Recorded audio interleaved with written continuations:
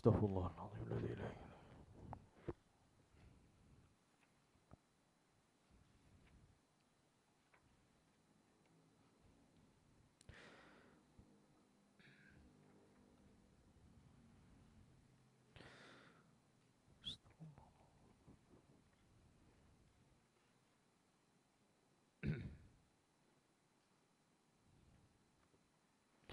Assalamualaikum warahmatullahi wabarakatuh. Al-Fatihah. A'udzu billahi minasyaitonir rajim. Bismillahirrahmanirrahim. Alhamdulillahi rabbil alamin, arrahmanir rahim, maliki yaumiddin. Iyyaka na'budu wa iyyaka nasta'in. Ihdinas siratal mustaqim.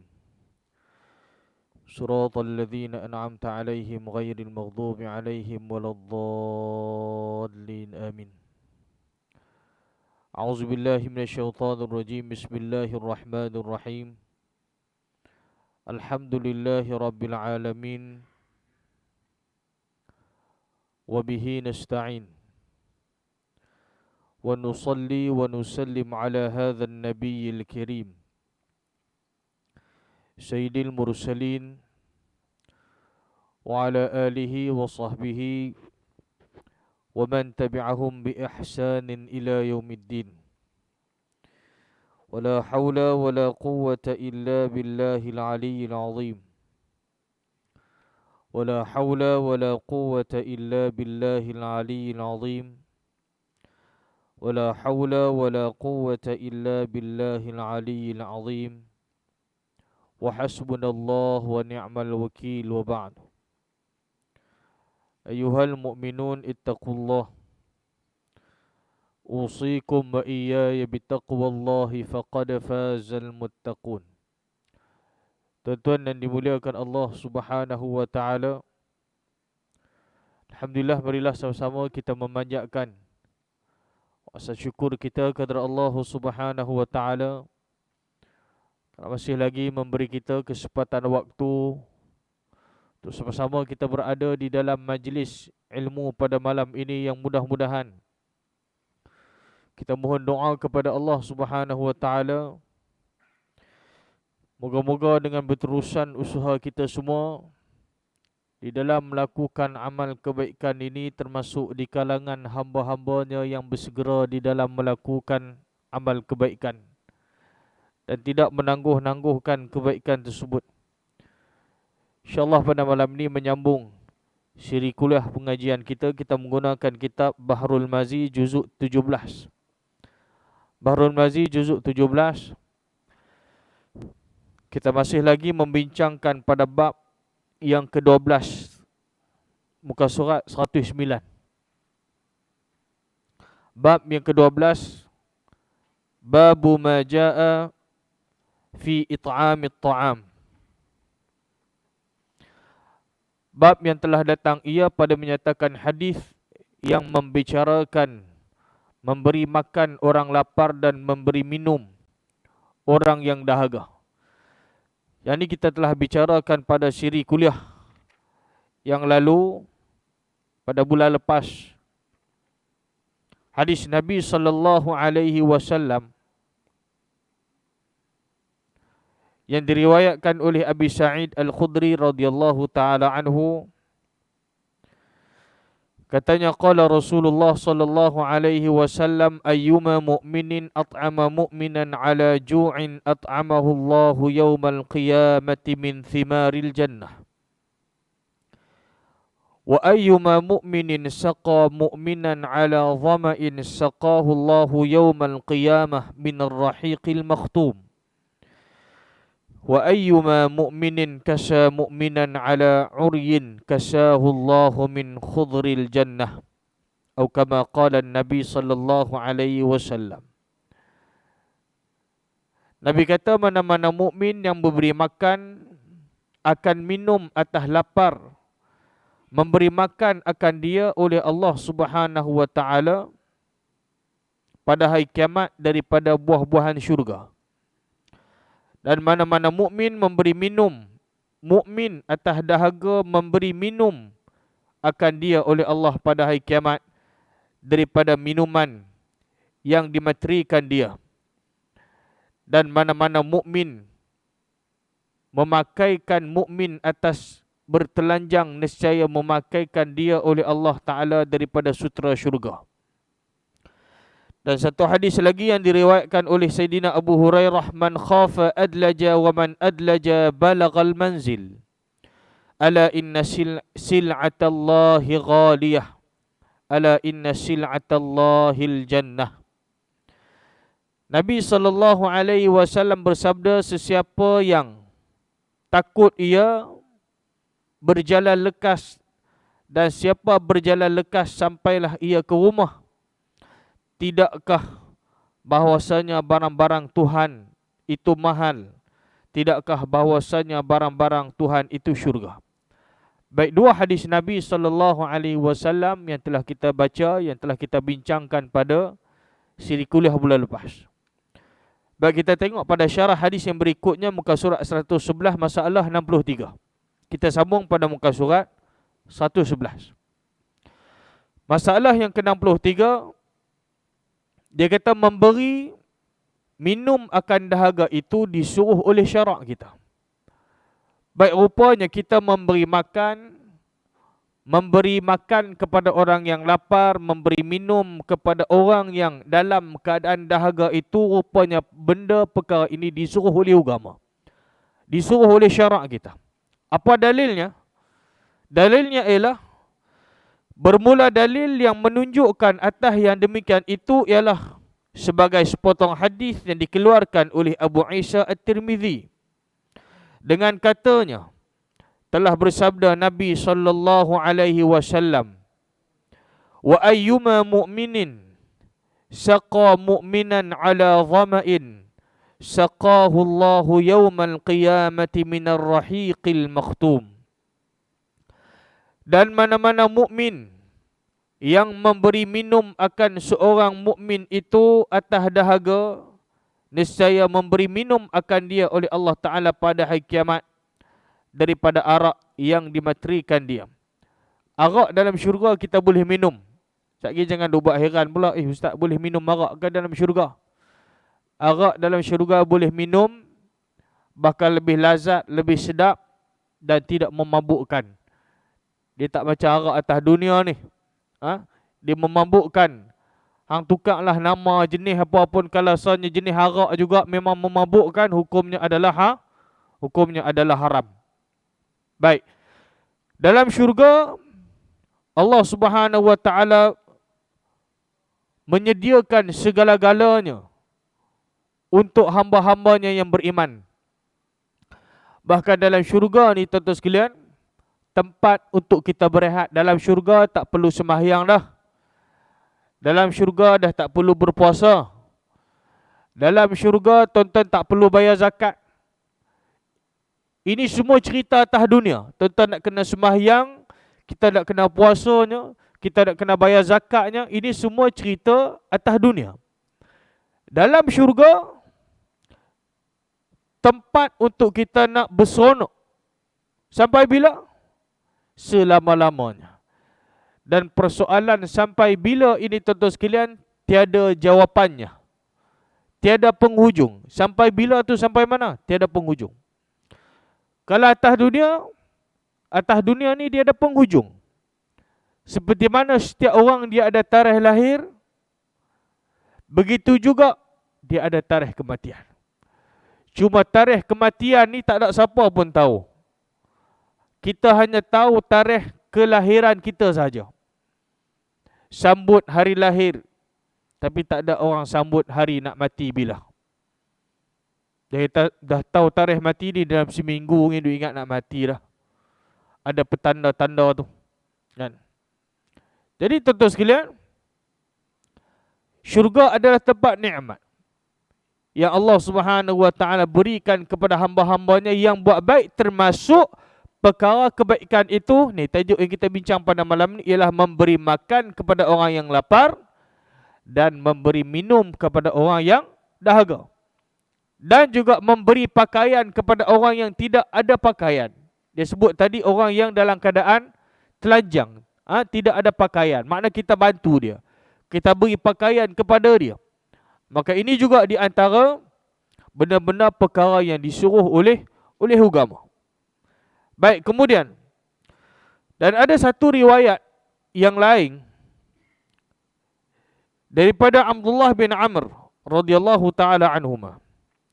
Katanya qala Rasulullah sallallahu alaihi wasallam man at'ama aqahu hatta yashba'ahu wa saqahu minal ma'i hatta yarwiyahu ba'adahu Allahu minan nari sab'a khanadiq ma baina kulli khandaqaini masiratu khamsimi'ati amin. Atau kama qala Nabi sallallahu alaihi wasallam. Diriwayatkan daripada seorang sahabat bagi Nabi sallallahu alaihi wasallam, namanya Abdullah bin Amr radhiyallahu taala anhu. Abdullah bin Amr bin Al-As radhiyallahu taala anhuma, katanya telah bersabda Rasulullah sallallahu alaihi wasallam, barang siapa memberi makan saudaranya yang Islam sampai mengenyangkan. Makna beri makan sungguh-sungguh sampai saudara dia tadi kenyang, dia beri makan. Maka dia kata mengenyangkan ia akan niat dan memberi minum ia akan saudaranya itu daripada airnya hingga hilang dahaganya. Bagi makan sampai kenyang, bagi minum sampai hilang dahaga tadi, Nabi kata apa? Nescaya dijauhkan dia oleh Allah Ta'ala daripada api neraka 7 kelebur. Barang yang di antara tiap-tiap 2 kelebur itu perjalanan jauh 500 tahun. Khandaq ni tuan-tuan sekalian, khanadiq ni makna jamak daripada khandaq. Ni makna parit. Dalam parit kan selalu ada kelebur. Orang Kedah panggil kelebok, kan? Kelebur. Khandaq itu makna parit. Jadi siapa yang bagi makan satu orang mukmin sampai dia tu kenyang, bagi satu orang itu minum sampai hilang dahaganya, Allah Subhanahu wa taala akan menjauhkannya daripada api neraka Allah Subhanahu wa taala sab'a khanadiq. Disebutkan di sini sab'a khanadiq, maknanya dijauhkan daripada api neraka 7 kelebur tadi. Khandaq, parit tadi. 7 parit. Dan di antara 2 parit tadi, ambil masa perjalanannya ialah 500 tahun. Bayangkan lah, ambil masa antara 2 parit tu 500 tahun. Tuan-tuan, siapa yang ni hidup atas dunia usia umur 500 tahun? Tak ada lah.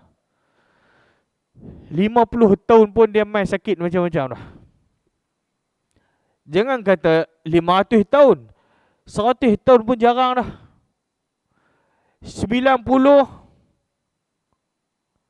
80 tu pun dah tak larat dah. Kan? Tak larat dah. Kalau ada 100 tahun lebih pun tak ramai dah dan tak banyak, tu pun dah tak larat. Tak larat dah.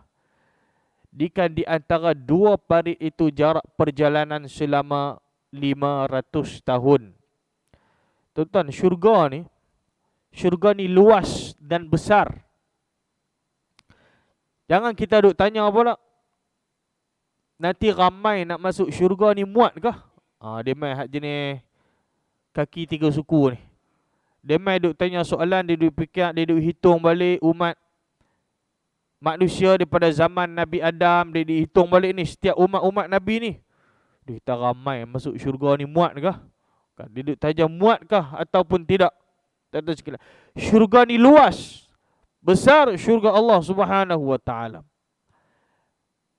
Sehingga kan Allahumma salli ala Muhammad, kita bila kita nak nisbah kehidupan dunia dengan akhirat ataupun akhirat dengan dunia ni, dia berbeza tuan-tuan.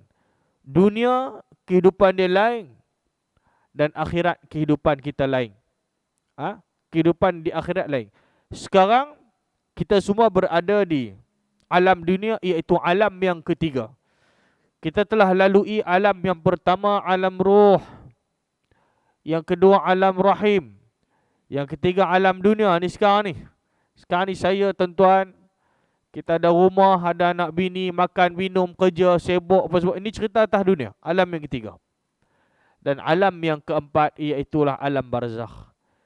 Yang telah mati daripada Nabi Adam AS yang dah mati, semuanya sekarang berada di alam barzakh.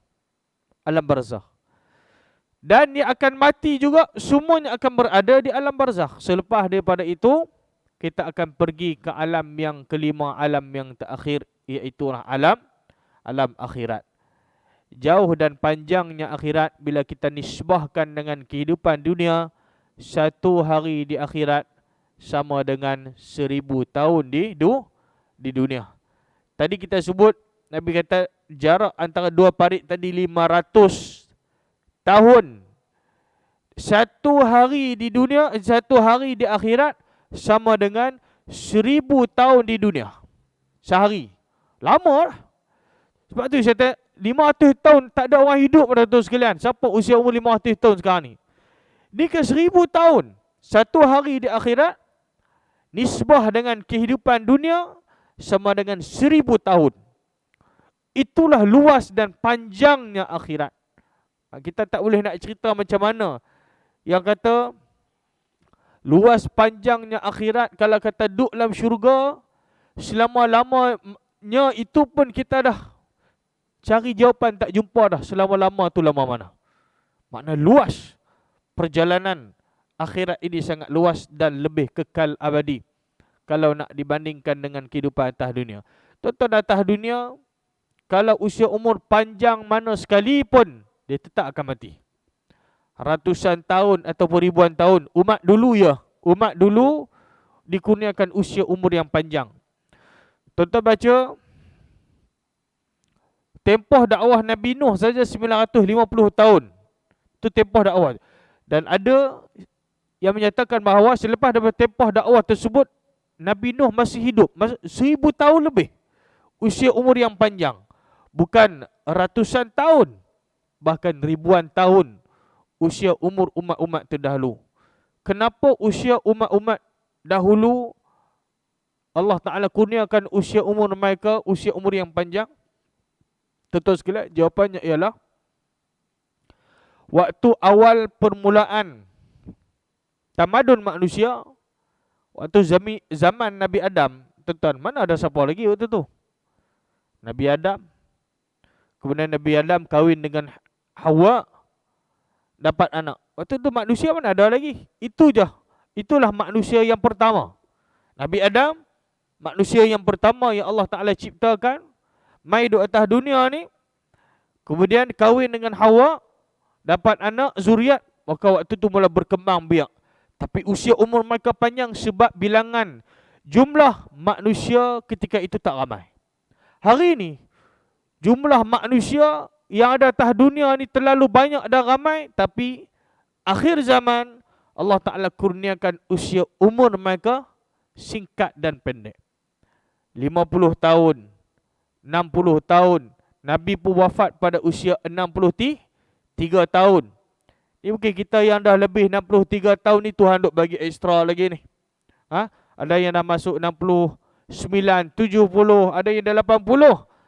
Maknanya bukan masa untuk kita rasa nak seronok lagi atas dunia. Panjang lagi hidup ni. Seronok lagi. Tuan-tuan sekalian, kita ni kalau diberi pilihan untuk ditambah usia umur, kita nak minta berapa puluh tahun lagi nak hidup. Dah 60 tahun dah. Tanya haji nak hidup berapa tahun lagi. Kalau kata diberi pilihan untuk hidup 60 tahun, dia kata 60 tahun alang-alang tu 40 tahun lagi lah. Bagi cukup 100 tahun. Panjanglah sikit. Dah kalau yang dah 100 tahun nak minta panjang berapa puluh tahun lagi. 50 tahun, 150 tahun, 100 tahun lagi. Seolah-olah kehidupan kita ni, kita rasa tak pernah cukup. Dan kita rasa macam kita hidup atas dunia selama-lamanya.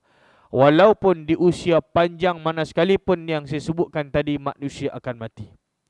Manusia akan mati. Dan kematian itu sering kali dia duduk mengintai kita. Tunggu masa je.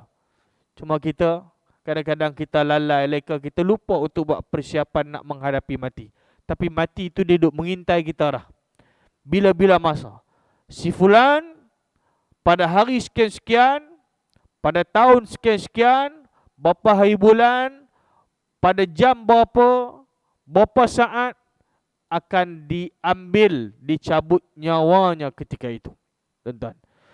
Sebab apabila dirahsiakan kematian, tuan-tuan sekalian, maknanya untuk kita sentiasa buat persiapan untuk nak menghadapi mati. Kalau dah tahu dah 60 tahun haji ni confirm mati, kita pun duk tengok balik, oh dah lagi 55, 58, okey lagi ada 2-3 tahun lagi, waktu tu insaf bertaubat kan. Sebelum tu dia seronok dulu sebab dia dah tahu dah dia nak mati pula. Tapi kita tak tahu tarikh kematian itu dirahsiakan.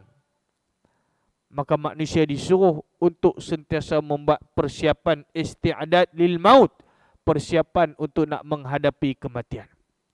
Tuan-tuan yang dimuliakan Allah Subhanahu wa taala sekalian. Baik. Kemudian Allahumma salli ala sayyidina Muhammad. Hadis ini, meriwayatkan hadis ini oleh At-Tabrani di dalam Al-Kabir dan Abu Syekh Ibnu Hibban di dalam kitab Al-Thawab dan Al-Hakim dan Al-Baihaqi, dan kata Hakim sahih isnad. Masalah yang berikutnya, masalah yang ke-64. Muka surat sebelah tu. Memberi pakaian akan orang yang bertelanjang itu disuruh oleh syarak serta dapat balasan baik daripada sisi Tuhan.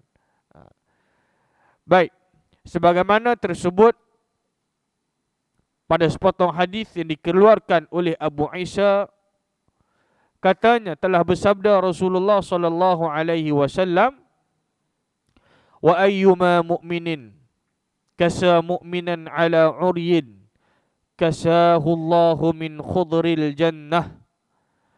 Mana-mana orang mukmin yang memberi pakaian akan seorang yang beriman atas bertelanjangnya, nescaya memberi pakai akan dia oleh Allah akan dia pada hari kiamat daripada sutera halus syurga. Allah Ta'ala akan bagi dia pakaian, pakaian halus, pakaian halus dalam syurga nanti. Kerana dia telah memberi pakaian kepada satu orang yang beriman kepada Allah Subhanahu wa Ta'ala. Kata Abu Isa At-Tirmizi, bermula ini hadis gharib. Masalah syurga itu mahal harganya, oleh itu payah untuk mendapatkannya. Jadi tuan-tuan, satu benda yang harganya mahal, pasti kita kena susah payah untuk nak memperolehi, nak dapatkan satu benda yang begitu mahal. Itu kalau kita nak nisbah dengan kehidupan kita atas dunia. Kita nak dapat satu benda yang harganya begitu mahal, kita ambil masa mungkin bertahun-tahun kerja sungguh-sungguh, kumpul duit contoh.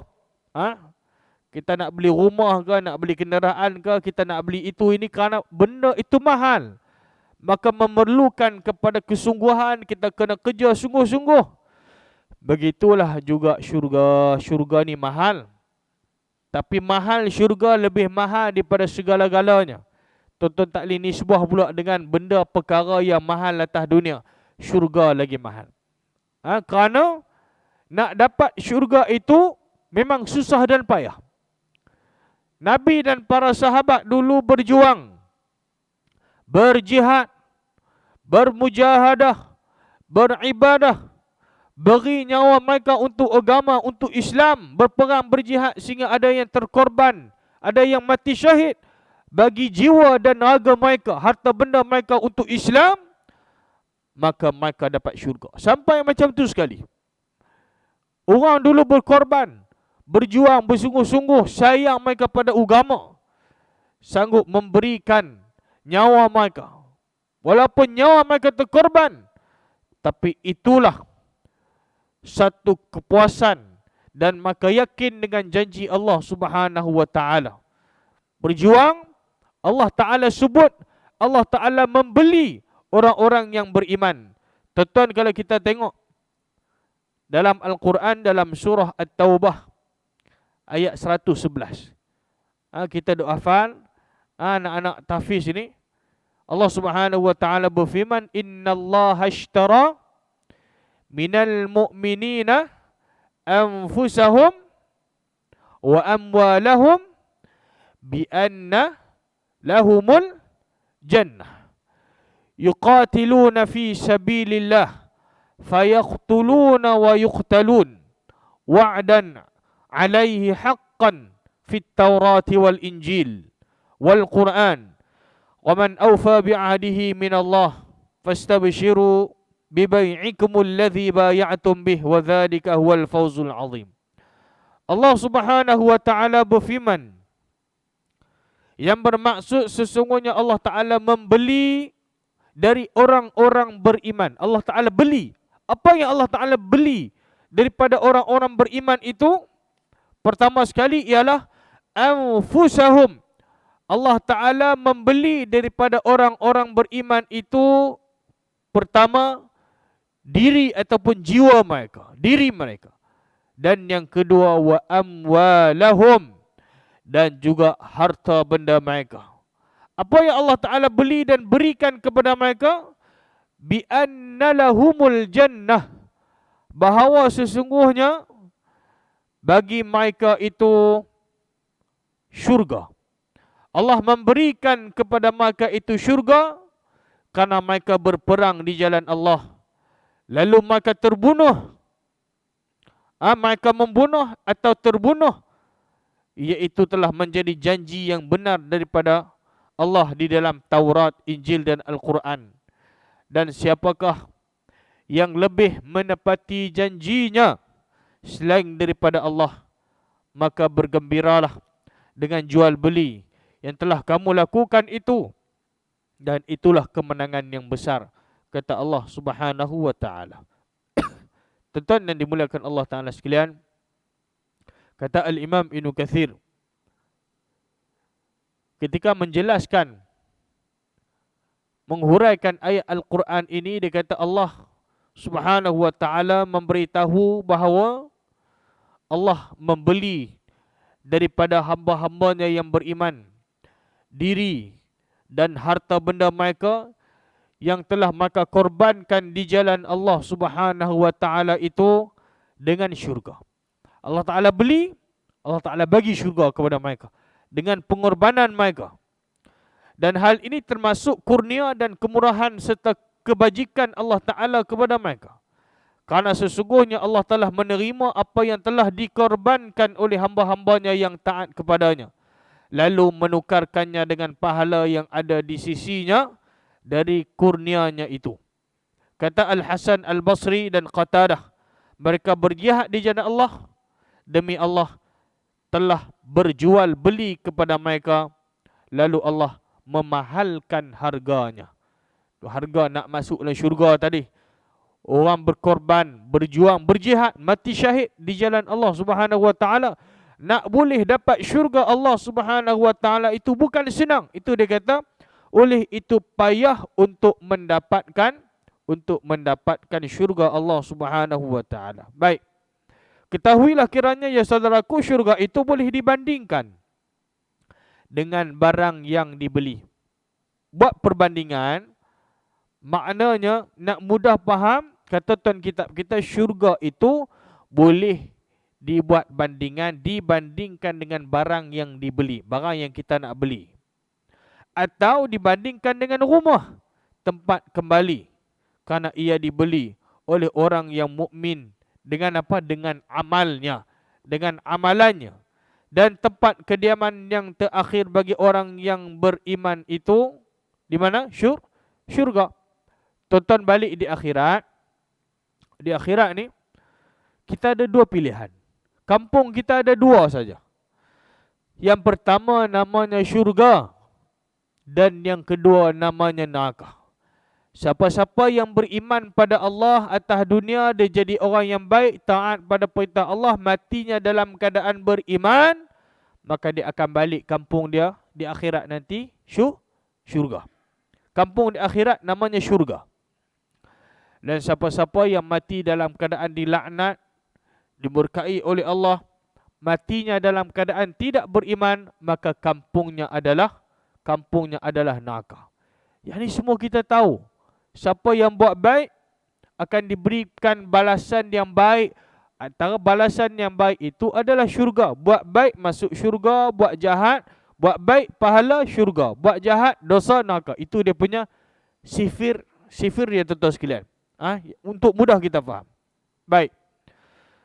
Maka orang yang mukmin, yang insaf akan dirinya itu hendaklah tamak membeli syurga, iaitu dengan simpang dapat masa tamak pada membelinya, iaitu masa tinggal di dunia.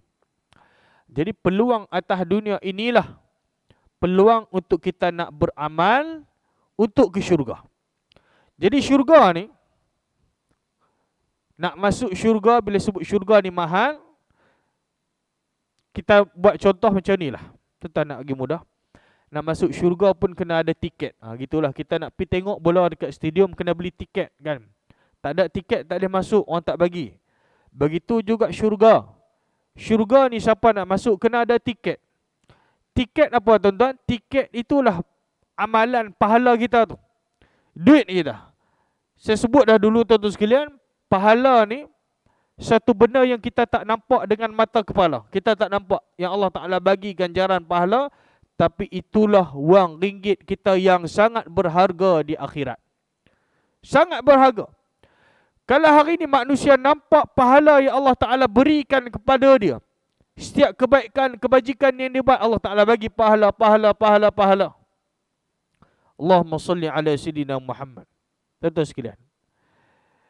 Jadi bila kita nampak, kalau kita tahu kita dapat pahala macam kita dapat duit, gaji kita bulanan, tuan-tuan sekalian.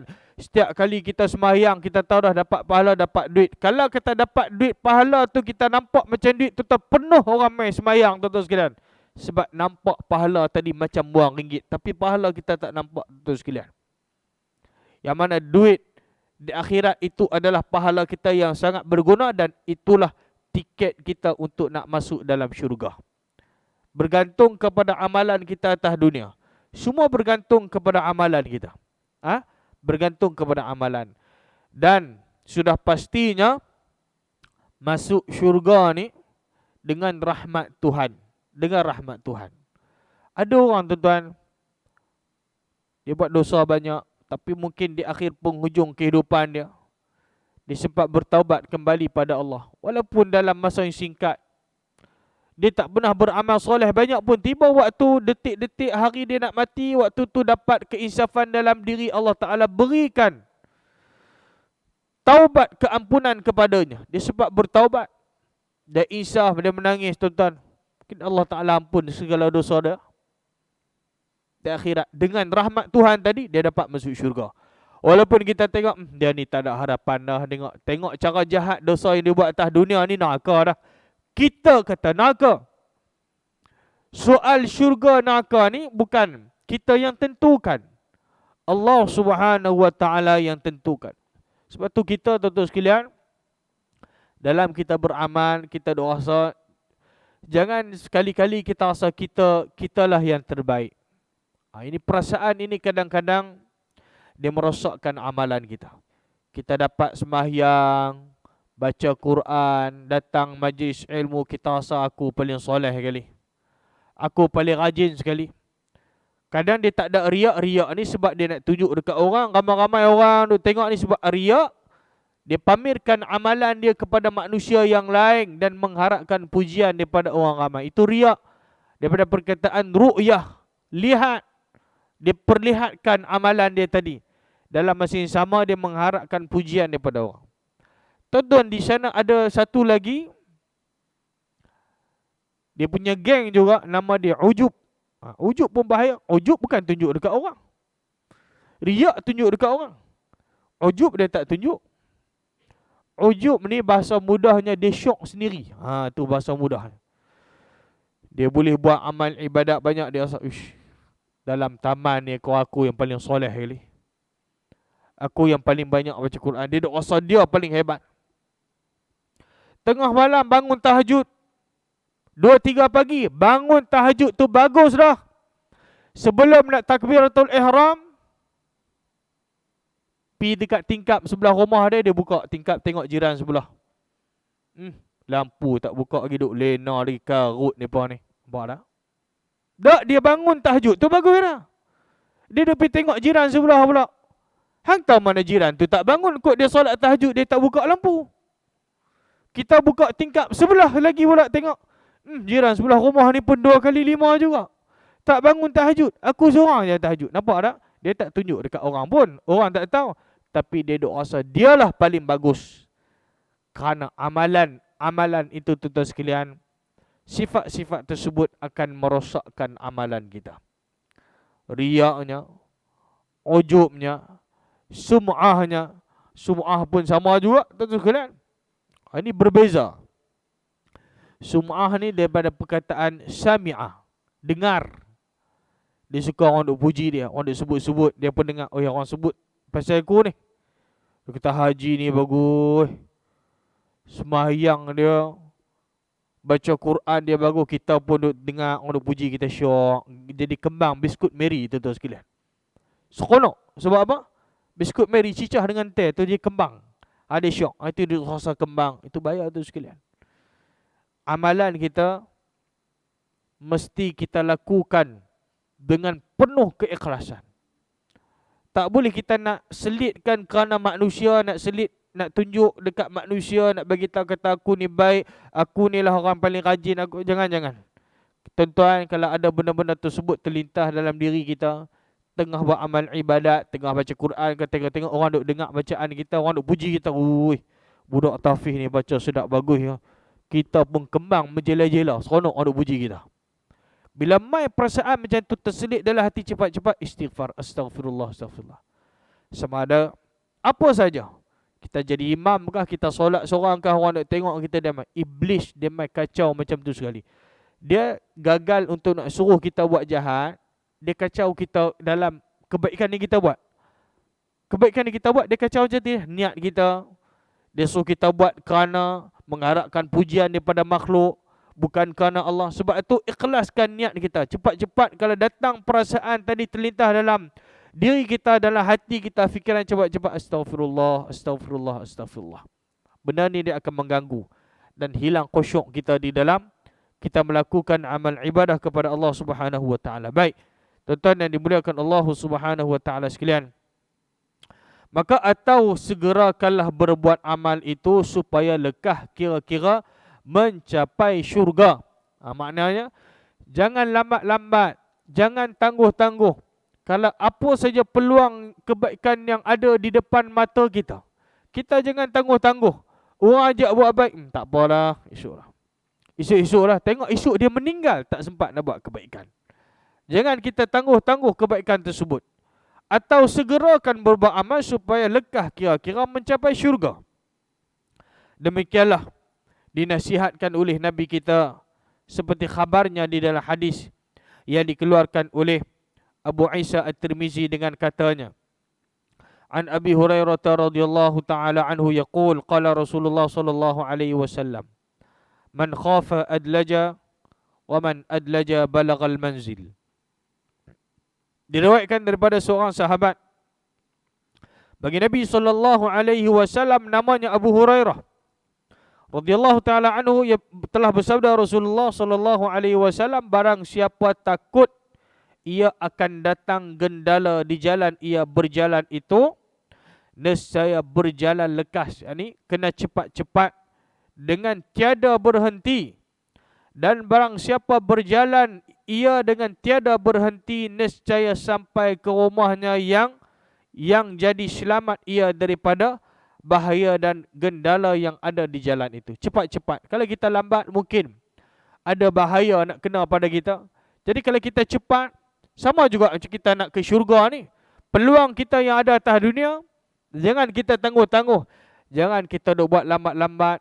Segera di dalam kita melakukan kebaikan. Maka demikianlah juga siapa takut ia jadi gendala dirinya sampai ke syurga, lambat dia, dan mencapainya hendaklah ia beramal dengan segera. Jadi tuan kitab kita nak bagi tahu bahawa kalau duk rasa amalan kita masih sikit, bila masih sikit kita rasa syurga ni jauh lagi lah untuk kita. Jadi bila duk rasa jauh lagi syurga untuk kita, tuan-tuan sendiri boleh muhasabah, tanya diri kita sendiri, aku ni agak-agak layak tak nak masuk ke syurga dengan amalan yang duk ada pada hari ni? Rasa-rasa cukup tak? Kita tengok balik sembahyang kita macam mana, Quran kita macam mana, kebaikan kita, buat baik kita kepada kedua ibu bapa kita macam mana. Yang ni kena muhasabah. Cukup tak kebaikan tadi? Kalau duk rasa tak cukup, jauh lagi syurga untuk kita nak sampai, tuan-tuan sekalian. Jadi bila kita duk tahu dah rasa jauh lambat lagi, kena cepat-cepat. Banyakkan beramal, jaga sembahyang kita, banyakkan sedekah, buat baik dan sebagainya. Kerana kita tahu itulah jalan-jalan untuk kita nak menuju ke syurga Allah Subhanahu wa taala. Kerana syurga ini adalah impian bagi setiap orang beriman. Semua nak masuk syurga. Yang duduk dalam surau ni ada nak masuk neraka tak? Tak ada, tuan-tuan sekalian. Kalau saya tanya siapa nak masuk syurga, semua nak masuk syurga. Walaupun kadang subuh tak sembahyang pun, kan? Walaupun duk mencuri, buat jahat macam-macam, tak nak masuk syurga. Oi, nak masuk syurga, dia kata. Kerana syurga ni impian semua manusia. Kita semua nak masuk ke dalam syurga Allah Subhanahu wa taala, dan syurga satu-satunya tempat yang manusia akan kembali. Dia berada dalam syurga tadi, dia akan rehat. Serehat-rehatnya, selapang-lapangnya duduk di dalam syurga Allah Subhanahu wa taala. Satu tempat yang akan menghilangkan segala kesedihan dia, keperitan dia, kepenatan dia, keletihan dia waktu atas dunia. Dia akan berehat esok di akhirat dalam syurga. Sebab tu orang tengok pejuang-pejuang Islam yang hebat, kita tengok bila masa waktu dia rehat, tuan-tuan sekalian. Bila ditanya, dia kata waktu dia rehat, waktu mati. Mati rehat, habis. Soalnya kata lagi hidup atas dunia, dimanfaatkan usia umur mereka untuk kebaikan, berjuang, berjihad dan sebagainya.